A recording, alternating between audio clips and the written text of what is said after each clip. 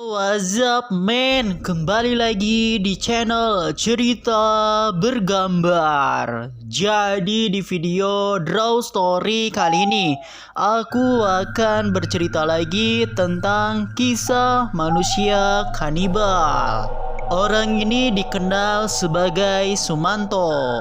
Tapi sebelum aku mulai videonya, jangan lupa like dan subscribe supaya kalian selalu mendapatkan notifikasi setiap kali aku mengupload video-video baru.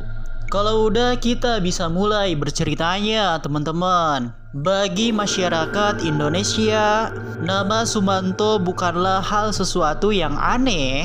Pada awal tahun 2003, namanya dikenal secara luas di negara Indonesia karena terlibat kasus penculian mayat dan dia memakan mayat tersebut.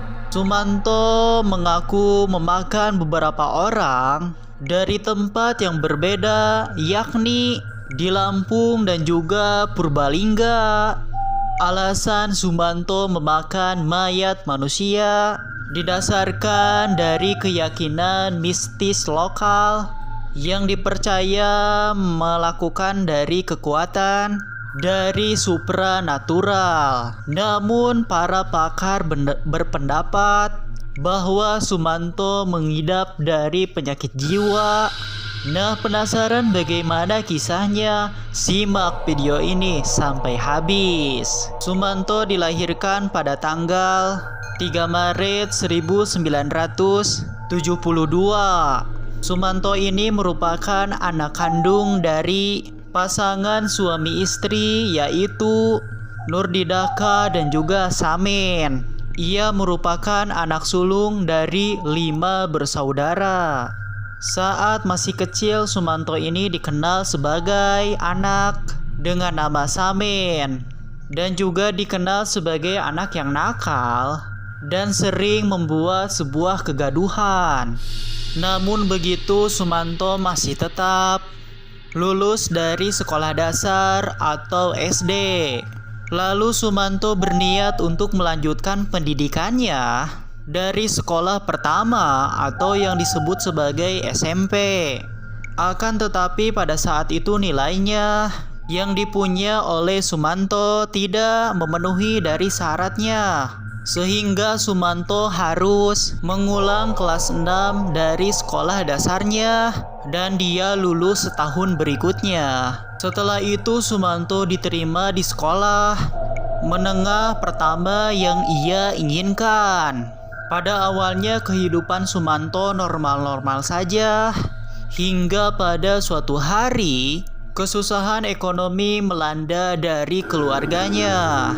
Dan keluarga Sumanto hidup dalam keluarga kemiskinan. Masalah keuangan membuat keluarga Sumanto mulai perabotan dari keluarga mereka satu persatu untuk mencukupi kehidupannya. Dan pada saat itu pula terpaksa harus putus sekolah karena orang tuanya sudah tidak mampu membiayai dari Sumanto. Hari demi hari, tahun demi tahun telah dilewati oleh Sumanto. Pada saat dewasa dia sudah menikah 2 kali. Dia bertemu istri pertamanya pada saat merantau di Lampung. Kehidupan dari istri pertamanya tidak begitu lama dan akhirnya mereka berdua bercerai karena dari faktor kekerasan rumah tangga. Setelah ia bercerai dengan istri pertamanya, setelah setahun kembali ia menjalin hubungan kembali dengan seorang janda dengan bekerja di sebuah tebu, tempat di mana Sumanto bekerja. Kemudian Sumanto menikahi janda tersebut dan dikaruniai seorang putri. Namun setelah pernikahan tersebut, Sumanto jadi jarang pulang ke rumah dan hanya sesekali kembali. Dan lagi-lagi kekerasan dalam rumah tangga pun terjadi dari pernikahan Sumanto yang kedua. sehingga berujung dari perceraian juga. Setelah perceraiannya yang kedua itu, kehidupan dari yang dijalani Sumanto itu semakin buruk dari tahun ke tahun. Dan kemudian dari beberapa tahun setahunnya, kemudian Sumanto pulang ke kampung halamannya. Perekonomian Sumanto tidak berubah dan dia tidak memiliki pekerjaan lagi.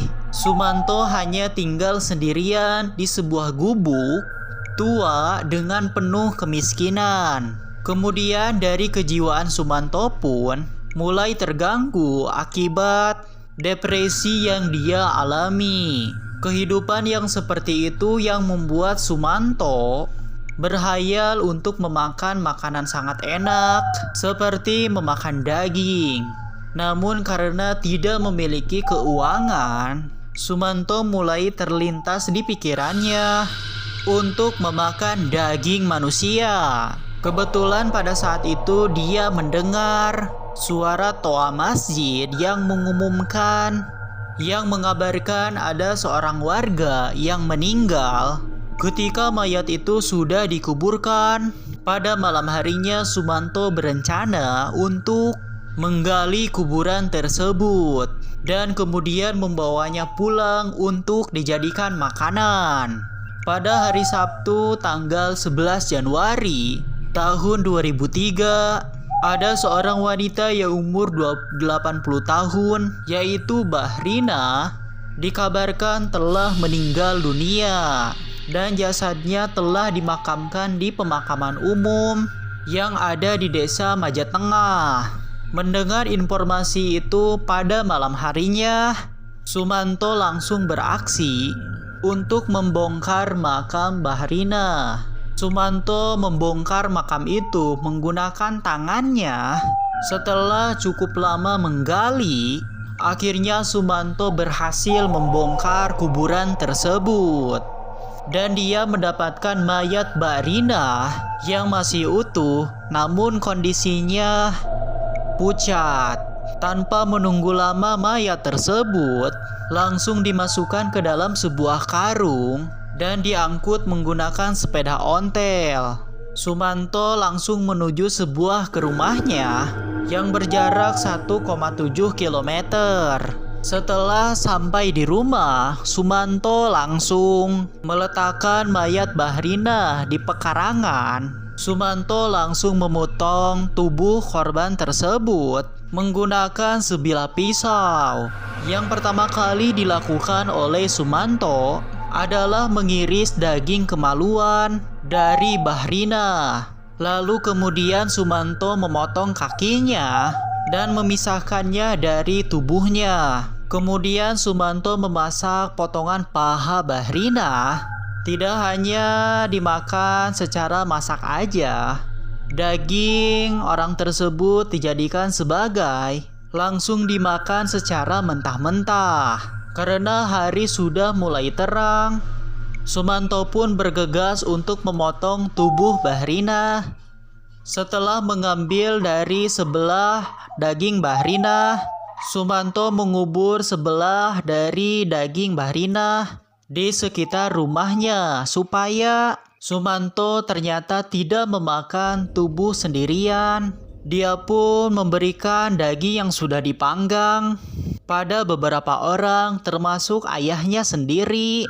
Dan saat memberikan daging itu kepada ayahnya, Sumanto berbohong dengan mengatakan bahwa itu adalah daging seekor kambing.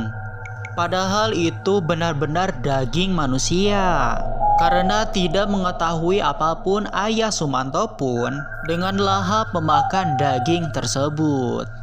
Dan dia mengatakan daging itu rasanya sangat enak. Lalu pada keesokan harinya, ada seorang warga yang melintas di sebuah pemakaman. Dan warga pun melihat makam Bahrina yang sudah berantakan dan terlihat sudah ada yang membongkar. Setelah memberitahu warga yang lain, warga tersebut langsung mengecek ke kuburan dan ternyata benar saja mayat Bahrina sudah menghilang dari kuburan. Kabar itu pun dengan cepat menyebar ke masyarakat. Warga desa dengan heboh dengan kejadian yang tidak lazim. Banyak warga yang merasa resah karena menduga mayat Bahrina akan digunakan sebagai ritual ilmu hitam. Informasi tersebut juga akhirnya sampai ke pihak berwajib atau polisi. Polisi langsung melakukan penyelidikan dan mencari kesaksian dari warga tersebut. Kemudian ada seorang warga yang mencurigai karena menggunakan kalung yang mirip Bahrina. Dan orang itu adalah Sumanto. Kecurigaan tersebut semakin kuat bahwa warga mengaku mencium aroma busuk setelah melintasi rumah Sumanto. Polisi pun langsung cepat bergerak untuk menangkap Sumanto yang pada saat itu berada di dalam rumahnya yang ada di desa Pulumhutan. Tidak butuh pengepungan yang ekstra untuk menangkap Sumanto karena Sumanto tidak melakukan sebuah perlawanan dan Sumanto terlihat sangat biasa-biasa saja setelah menduga akan kejadian itu terjadi. Bahkan dengan santainya Sumanto mengaku kepada polisi tersebut bahwa dialah yang telah mengambil mayat tersebut. Sumanto mengatakan bahwa dia memasak daging Bahrina. Bahkan Sumanto menawari pihak kepolisian tersebut untuk memakan daging mayat tersebut.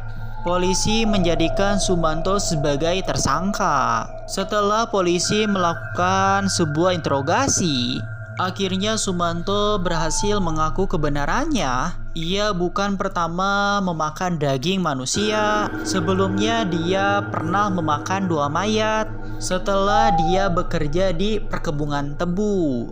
Pada saat itu Sumanto masih merantau di Lampung dan dia tidak mengenal mayat tersebut. Sumanto juga dia mengatakan bahwa dia melakukan keinginan itu ingin menguasai sebuah ilmu hitam. Jadi ceritanya pada saat ia merantau di Lampung, Sumanto bertemu dengan orang dukun atau orang pintar yang mengatakan kepada Sumanto bahwa ia wajib memakan 7 jenazah. Jadi setelah Sumanto memakan dari 7 mayat, maka ia akan mendapatkan ilmu hitam, ilmu kekebalan dan ketenangan hati. Bahkan dengan ilmu tersebut Sumanto dapat menghidupkan orang yang sudah meninggal dunia. Sebenarnya polisi masih belum percaya korban Sumanto hanya 3 orang saja. Setelah ia mengatakan kepada Sumanto, menurut Kapolres, jumlah Sumanto bisa bertambah mengingat dari laporan masyarakat yang kehilangan anggota keluarganya, yaitu seorang pria bernama Mistam yang bekerja sebagai tukang pijat. Mistam itu menghilang dilaporkan setelah pergi memijat ke rumah Sumanto. Hal ini semakin sangat diperkuat setelah ditemukannya pakaian Mistam di rumah Sumanto. Dan setelah rumah lantai Sumanto digali, terdapat berbagai kerangka tulang manusia, yang berarti ada beberapa korban lagi selain mayat Bahrina.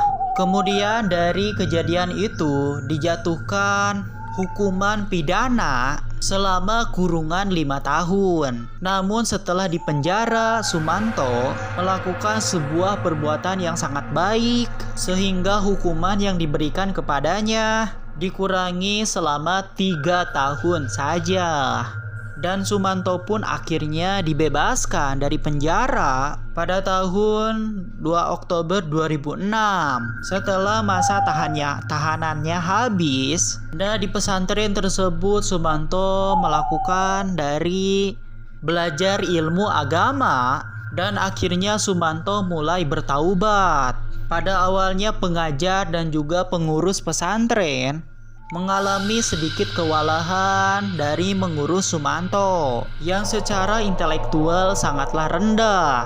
Namun pada itu pengajar dan juga pengurus pesantren tidak menyerah untuk mengubah kehidupan Sumanto menjadi lebih baik. Dan sekarang kehidupan Sumanto berubah 180 derajat dari kehidupan yang awal. Nah, itulah tadi cerita dari kanibal asal Indonesia, tetapi dia sudah berubah menjadi anak pesantren. Cerita ini adalah benar-benar kisah nyata. Namun informasi di video ini masih belum tentu kebenarannya. Itu aja guys untuk videonya.